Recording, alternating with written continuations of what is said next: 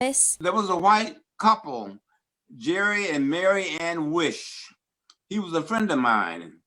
And they would go and look at a house and they would be offered the home. They would come back and say, Bob Green, that house is available, go look. I would show up with my wife and I would get turned down. In 1964, Green and his wife Letty bought their home on Bessemer Drive, becoming the first Black people to own a home in East Lansing. Initially, when I heard the story at first, that it wasn't until 1964 that a Black family was able to purchase and own a home in East Lansing, it was such a shocking thing to me. After learning the history of Green and the house next door to his, Adam DeLay got an idea. I had this idea in my head that, you know, we see those green and gold historical markers. I think that this is something that would be appropriate. And being a member of the city's Parks and Recreation Advisory Committee, he presented the idea to other city officials. We kind of started to put together a team to look at doing a historical marker to recognize the significance of this property. DeLay says these markers will outline Green's history. The goal that we have is that